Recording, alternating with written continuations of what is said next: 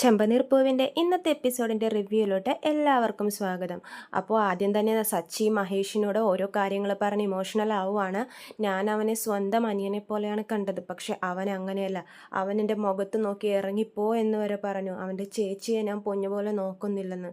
എടാ, ഞാൻ രേവതിയെ പൊന്നുപോലെ നോക്കുന്നില്ലടാ എന്നൊക്കെ മഹേഷിനോട് ചോദിക്കുവാണ്. അപ്പോൾ മഹേഷ് പറയും, നീ അവൻ പറയുന്നൊന്നും കേൾക്കണ്ട, നീയും രേവതിയും എങ്ങനെയാണെന്ന് നമുക്ക് എല്ലാവർക്കും അറിയാം. എന്താടാ അവൻ ഇങ്ങനെയൊക്കെ കാണിക്കുന്നത്? ഞാൻ അവനെ സ്വന്തം അനിയനെ പോലെ, എൻ്റെ സ്വന്തം അനിയൻ തന്നെ അവനെന്നൊക്കെ പറഞ്ഞ് സച്ചി ഇമോഷണൽ ആവുകയാണ്.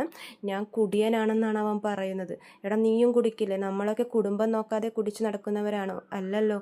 എന്നാലും ഇപ്പോഴത്തെ കാലത്ത് മറ്റുള്ളവരുടെ കാര്യങ്ങളിലൊന്നും ഇടപെടാൻ പാടില്ല. നമ്മുടെ വീട്, നമ്മുടെ കുടുംബം, നമ്മുടെ ജോലി, അത്രോ. നമ്മളെല്ലാവരും സ്വാർത്ഥന്മാരാവണം എന്ന് പറഞ്ഞുകൊണ്ട് സച്ചി വളരെ വിഷമത്തോടെ ഒരു ആൽമരത്തിൻ്റെ ചോട്ടിൽ കിടക്കുവാണ്. എന്തായാലും ശരത്ത് പറഞ്ഞ കാര്യങ്ങൾ സച്ചിക്ക് വളരെയധികം വിഷമിപ്പിച്ചിട്ടുണ്ട്. അതുകൊണ്ട് തന്നെ നല്ലോണം കുടിച്ചിട്ടുമുണ്ട് സച്ചി. ഇത് മനസ്സിൽ തട്ടി അവിടെ കിടന്നുറങ്ങുവാണ് സച്ചി. പിന്നെ കാണിക്കുന്നത് ഹോസ്പിറ്റലാണ്. അവിടെ അമ്മയും പെങ്ങളും ശരത്തും എല്ലാവരും ഉണ്ട്. ശരത്ത് എങ്ങനെയെങ്കിലും പെങ്ങളെ അമ്മയെ അവിടെ നിന്ന് ഓടിക്കാൻ നോക്കുവാണ്. എന്നിട്ട് വേണം ആൻ്റണിയെ വിളിച്ച് കാര്യങ്ങളൊക്കെ പറയാൻ. അപ്പോൾ അവൻ പറയും, നിങ്ങൾ പോയി ഭക്ഷണമൊക്കെ കഴിച്ചിട്ട് വരും, രേവതി ചേച്ചി ഇപ്പം തന്നെ വരുമല്ലോ, നിങ്ങൾ പോയിക്കോ, ഞാനിവിടെ ഒറ്റയ്ക്ക് ഇരുന്നോളാം എന്നൊക്കെ പറഞ്ഞ് അവരെ ക്യാൻറ്റീനിലോട്ട് പറഞ്ഞു വിട്ടതിന് ശേഷം ശരത്ത് ഫോൺ എടുത്ത് ആൻ്റണിയെ വിളിക്കുവാണ്. എന്നിട്ട് പറയും, സച്ചി ഇവിടെ വന്നായിരുന്നു, അവൻ്റെ കയ്യിൽ CCTV ദൃശ്യങ്ങളൊക്കെ ഉണ്ട്, ഞാനാണ് മോഷ്ടിച്ചതെന്നൊക്കെ അവൻ അറിഞ്ഞു, എനിക്ക് പേടിയാവുന്നു എന്നൊക്കെ പറയുമ്പോൾ ആൻ്റണി സമാധാനിപ്പിക്കും. ഇതുവരെ അവൻ വീട്ടിൽ രേവതിയോടൊന്നും പറഞ്ഞിട്ടില്ലെന്നല്ലേ പറഞ്ഞത്, അപ്പോൾ ഇനി പറയാനും പോകുന്നില്ല. അവൻ നിന്നെ ആ വീഡിയോ കാട്ടി വരട്ടുന്നുണ്ടെങ്കിൽ എന്നോട് പറ, ഞാൻ അവനെ കൈകാര്യം ചെയ്തോളാം എന്നൊക്കെ പറയുവാണ്. അപ്പോൾ ശരത്ത് പറയും, വേണ്ട, ഞാൻ ആവശ്യത്തിന് കൊടുത്ത് വിട്ടിട്ടുണ്ടോ എന്നൊക്കെ പറയും. അപ്പോൾ ആൻ്റണി പറയും, നിനക്ക് പൈസക്ക് ആവശ്യമുണ്ടെങ്കിൽ പറ, ഞാൻ നിന്നെ ആരെങ്കിലും വിട്ട് ഏൽപ്പിക്കാം എന്നൊക്കെ പറയും. കോള് കട്ട് ചെയ്യുമ്പോഴേക്കും രേവതി എത്തും. രേവതി എന്നിട്ട് ശരത്തിനോട് പറയും, ഞാൻ ഡോക്ടറെ കണ്ടിട്ട് വരാം, നീ ഇവിടെ ഇരിക്കുമെന്ന് പറഞ്ഞിട്ട് രേവതി ഡോക്ടറിൻ്റെ അടുത്തോട്ട് പോകുവാണ്. എന്നിട്ട് ഡോക്ടറിൻ്റെ അടുത്ത് പറയും, ഞാൻ ശരത്തിൻ്റെ പെങ്ങളാണെന്നൊക്കെ പറയുമ്പോഴേക്കും ഡോക്ടർ ഇരിക്കുമെന്ന് പറഞ്ഞ് വിശേഷങ്ങൾ പറയുവാണ്. അവൻ്റെ കയ്യിലിന് തോളിന് ഒരു പൊട്ടലുണ്ട്, അപ്പോൾ എത്രയും പെട്ടെന്ന് ഒരു ഓപ്പറേഷൻ ചെയ്യണം. ഓപ്പറേഷൻ ചെയ്ത് കഴിഞ്ഞാൽ 3 മാസം റെസ്റ്റെങ്കിലും വേണം, മൊത്തത്തിൽ ഒരു 6 മാസം വേണം ഒന്ന് ശരിയായി എടുക്കാൻ എന്നൊക്കെ പറയും. രേവതി ഇതൊക്കെ കേട്ട് ഞെട്ടിയിരിക്കുവാണ്. ഓപ്പറേഷന് 30,000 രൂപ ആകും എന്നൊക്കെ ഡോക്ടർ പറഞ്ഞു. അപ്പോൾ രേവതിക്ക് ഒന്നുകൂടെ ഒരു ഞെട്ടലാവും. അപ്പോൾ പറയും, ഞങ്ങളുടെ കയ്യിൽ ഇപ്പോൾ 30,000 രൂപയൊന്നുമില്ല ഡോക്ടറെ, ഞാനൊരു 10,000 രൂപ ഇപ്പോൾ അടക്കാൻ, ബാക്കി ഡിസ്ചാർജ് ആവുന്നതിനൊക്കെ മുമ്പ് അടക്കാം എന്നൊക്കെ പറയും. അപ്പോൾ ഡോക്ടർ രേവതിയുടെ ജോലിയെ പറ്റിയൊക്കെ ചോദിക്കും. രേവതി അതിന് ഉത്തരവും പറയും. എന്നിട്ട് ഡോക്ടർ പറയും, അപ്പോൾ ശരി, പൈസയൊക്കെ അടച്ചാൽ മതി, ആദ്യം കയ്യിലുള്ളത് അടച്ചോ എന്ന് പറയും. എന്നിട്ട് രേവതി പോകാൻ പോകുമ്പോഴേക്കും ഡോക്ടർ പറയും, പോകല്ലേ, ഒരു മിനിറ്റ്, നിങ്ങളുടെ അനിയൻ പഠിക്കുവാണോ എന്ന് ചോദിക്കും. അപ്പോൾ രേവതി പറയും, ആ പഠിക്കുവാണോ അത് അലമ്പി നടക്കുവാണോ? അപ്പോൾ രേവതി പറയും, അവനിപ്പോൾ നല്ലോണം പഠിക്കുന്നുണ്ട് ഡോക്ടർ എന്നൊക്കെ പറയും. അപ്പോൾ ഡോക്ടർ പറയുവാണ്, ഏതായാലും അവൻ ആക്സിഡൻ്റ് അല്ല, അവൻ്റെ ഷോൾഡറിൻ്റെ ജോയിൻറ്റിലൊക്കെയാണ് പരിക്ക്, അതാരോ പിടിച്ചൊടിച്ചതാണ് ബലമായിട്ട്, അതുകൊണ്ട് ബൈക്കിൽ നിന്നും വീണതിൻ്റെ ഒരു സൂചന അവനില്ല, ഇത് ഒടിച്ചത് തന്നെയാണെന്ന് ഡോക്ടർ ഉറപ്പിച്ച് പറയും. അവനൊന്ന് ശരിയാവുമ്പോഴേക്കും നിങ്ങൾ യഥാർത്ഥ കാരണമൊക്കെ ഒന്ന് ചോദിച്ചു മനസ്സിലാക്കുക, അവനെ ശ്രദ്ധിക്കണം എന്നൊക്കെ ഡോക്ടർ പറയുവാണ്.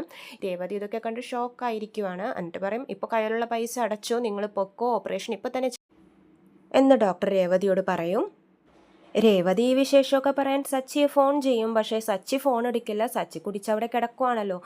ഫോൺ വരുമ്പോഴൊക്കെ സച്ചി കട്ട് ചെയ്ത് കളയും. മഹേഷ് ചോദിക്കുമ്പോൾ പറയും, ഫോൺ എടുത്തിട്ട് എന്തിനാടാ, ഞാൻ എന്ത് പറയാനാ അവളോടെന്നൊക്കെ പറഞ്ഞ് ആ സംഭാഷണം അവിടെ നിൽക്കുവാണ്. എന്നിട്ട് രേവതി നേരെ പോകുന്നത് മുറിയിലോട്ടാണ്. അപ്പോഴേക്കും ശരത്തിൻ്റെ ഓപ്പറേഷനൊക്കെ കഴിഞ്ഞ് ശരത്തിനെ റൂമിലോട്ട് കൊണ്ടുവരും. അവനെ ബെഡിൽ കിടത്തിയൊക്കെ കഴിയുമ്പോഴേക്കും രേവതി പറയും, നീ എങ്ങനെയാടാ വീണതെന്നൊക്കെ ചോദിച്ച് അവനെ ക്വസ്റ്റ്യൻ ചെയ്യുവാണ്. അപ്പോൾ ശരത്ത് പറയും, ഞാൻ ബൈക്കിൽ നിന്നാണ് ഈ വീണതെന്ന് പറയുമ്പോൾ, ഏത് ബൈക്ക്, ആരുടെ ബൈക്ക് എന്നൊക്കെ ചോദിക്കുമ്പോൾ കൂട്ടുകാരൻ്റെ ബൈക്കാണെന്ന് പറയും. എന്നിട്ട് കൂട്ടുകാരൻ്റെ ഫോൺ നമ്പർ ഇതാ, ഞാൻ അവനെ വിളിച്ച് നോക്കട്ടെ എന്നൊക്കെ പറയുമ്പോൾ ശരത്തൊന്ന് പരങ്ങുവാണ്. എന്നിട്ട് പറയും, അപ്പോൾ അമ്മയൊക്കെ ചോദിക്കും, നീ എന്താ രേവതി ഇവനോട് ഇങ്ങനെയൊക്കെ ചോദിക്കും? അപ്പോൾ രേവതി പറയും, അമ്മേ, ഡോക്ടർ പറഞ്ഞു ഇവൻ ബൈക്കിൽ നിന്നും വീണതല്ല, ഇവൻ്റെ കൈ ആരോ പിടിച്ചൊടിച്ചതാന്ന് പറയുമ്പോൾ അമ്മയൊക്കെ ഞെട്ടും. എന്നിട്ട് അമ്മയൊക്കെ ചോദിക്കും, എന്താടാ മോനെ, നീ വാ തുറന്ന് സത്യം പറ, നിനക്ക് എന്താ പറ്റിയെന്നൊക്കെ ചോദിക്കുമ്പോൾ ശരത്ത് പറയും, ചേച്ചി, ഞാനിപ്പോൾ ആൻ്റണിയുടെ ഓഫീസിലാണ് ജോലിക്ക് പോകുന്നതെന്നൊക്കെ പറയുമ്പോൾ രേവതി കുറേ തല്ലും. നിന്നോട് ഞാൻ പറഞ്ഞിട്ടില്ലടാ അവൻ്റെ കൂടെ കൂട്ടുകൂട്ടരുത്, അയാളുടെ കൂടെ പോകരുതെന്നൊക്കെ പറഞ്ഞ് രേവതി തല്ലുവാണ്. അമ്മ പിടിച്ചു മാറ്റും, മോളെ അങ്ങനെയൊന്നും ചെയ്യല്ല, അവൻ്റെ ഓപ്പറേഷൻ കഴിഞ്ഞാലേ ഉള്ളൂ, അവനെ തല്ലല്ലേ എന്നൊക്കെ പറഞ്ഞ് മാറ്റും. അപ്പോൾ രേവതി പറയും, ഇവൻ നന്നാവില്ല അമ്മയെന്നൊക്കെ പറയുമ്പോൾ ശരത്ത് പറയുവാണ്, ആൻ്റണി ഇപ്പോൾ പഴയ പോലെയെന്നല്ല, ഫിനാൻസിനായിട്ടൊരു കമ്പനിയൊക്കെ തുടങ്ങിയിട്ടുണ്ട്, അവിടെ ഡാറ്റ എൻട്രി വർക്കാണ് ഞാൻ ചെയ്യുന്നതെന്നൊക്കെ പറയുമ്പോഴേക്കും അവർക്ക് ഇത്തിരി സമാധാനമാവും. അവിടുത്തെ കണക്കുകളൊക്കെ നോക്കുന്നത് ഞാനാ. പിന്നെ പലിശ എടുക്കാനും പോകും ആൻ്റണി ചേട്ടൻ്റെ കൂടെ. അങ്ങനെ ഇരിക്കുമ്പോൾ ഞങ്ങൾ ടാക്സി സ്റ്റാൻഡിലും പോയി. സച്ചേട്ടൻ്റെ ഫ്രണ്ട് മഹേഷ് കുറേ നാളായി പലിശയൊന്നും കൊടുത്തിട്ടില്ല. അത് ചോദിക്കാൻ വേണ്ടി ഞങ്ങൾ ചെന്നപ്പോഴേക്കും മഹേഷ് ആൻ്റണിയെ കയറി തല്ലി. എൻ്റെ സുഹൃത്തിനെ തല്ലിയപ്പോൾ ഞാൻ നോക്കി നിന്നില്ല, ഞാനും തല്ലി മഹേഷിനെ. അപ്പോൾ സച്ചിയേട്ടൻ അവിടെ വന്നു. സച്ചിയേട്ടൻ എന്നെ എടുത്തെറിഞ്ഞു. അപ്പോൾ ഇതിൻ്റെ ഇടയിൽ അമ്മ ചോദിക്കുന്നുണ്ട്, മഹേഷാണോ നിൻ്റെ കൈ ഒടിച്ചെന്നൊക്കെ ചോദിക്കുമ്പോൾ അല്ല, മഹേഷേട്ടനല്ല. മഹേഷേട്ടനെ തല്ലുന്നത് കൊണ്ട് സച്ചിയേട്ടൻ വന്ന് സച്ചിയേട്ടനാണ് എൻ്റെ കൈ ഒടിച്ചെന്ന് പറയുമ്പോൾ രേവതി അമ്മയും അനിയത്തിയൊക്കെ നെട്ടുവാണ് കേട്ടോ. എന്നിട്ട് പറയും, ഞാൻ തല്ലരുതെന്ന് കുറേ കാല് പിടിച്ച് കരഞ്ഞു. എന്നിട്ട് സച്ചിയേട്ടൻ, നീ എൻ്റെ ഫ്രണ്ടിനെ തല്ലുവല്ലേടാന്ന് പറഞ്ഞ് എന്നെ പിടിച്ച് കുറേ ഉപദ്രവിച്ച് ചേച്ചി എന്നൊക്കെ പറയുമ്പോൾ രേവതി പൊട്ടിക്കരയുവാണ് കേട്ടോ. ഇത് കേട്ടതും അമ്മയും പെങ്ങളും കൂടി രേവതിയെ കുറ്റപ്പെടുത്താൻ തുടങ്ങി. ഈ സച്ചിയേട്ടൻ നന്നാവാനൊന്നും പോവില്ല, നന്നാവും എന്നൊക്കെ കള്ളം പറഞ്ഞതാണ്. സച്ചിയേട്ടൻ എപ്പോഴും ഇങ്ങനെ തന്നെ ആയിരിക്കും എന്ന് പറയുമ്പോൾ ശരത്ത് പറയും, സച്ചിയേട്ടൻ കുടിച്ചിട്ടും ഉണ്ടായിരുന്നു ചേച്ചി, നല്ല മണം ഉണ്ടായിരുന്നു എന്ന് പറയുമ്പോൾ രേവതി നെട്ടുവാണ് കേട്ടോ. നല്ലോണം കരയുന്നുണ്ട് രേവതി. പെങ്ങൾ പറയുവാണ്, എന്ത് ദ്രോഹമാണ് ചേച്ചി സച്ചിയേട്ടൻ ഞങ്ങളോട് ചെയ്തത്. അമ്മ പറയും, വേറെ വല്ലവരായിരുന്നെങ്കിൽ ഞാൻ വീട് കയറി അവൻ്റെ മോന്തക്കിട്ടടിച്ചാനെ, ഇത് സച്ചിയായി പോയില്ലേ.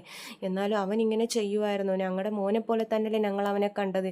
ഇവനെ ഇങ്ങനെയൊക്കെ ഉപദ്രവിക്കാൻ മാത്രം ഇവൻ എന്ത് തെറ്റാ ചെയ്തതെന്നൊക്കെ പറഞ്ഞ് മോനെ സമാധാനിപ്പിക്കുവാണ് അമ്മ. ഏതായാലും രേവതിക്ക് നല്ല ദേഷ്യം വന്നിട്ടുണ്ട് സച്ചിയോട്. നാളത്തെ എപ്പിസോഡിൽ ഇതേപ്പറ്റി സച്ചിയോട് ചോദിക്കുന്ന രേവതിയെ നമുക്ക് കാണാം. അപ്പോൾ ചാനൽ സബ്സ്ക്രൈബ് ചെയ്യാത്തവർ സബ്സ്ക്രൈബ് ചെയ്യണേ. രാവിലെ തന്നെ ഞാൻ വീഡിയോ അപ്ലോഡ് ചെയ്യാം. ഇഷ്ടമെങ്കിൽ ലൈക്ക് ചെയ്യാം.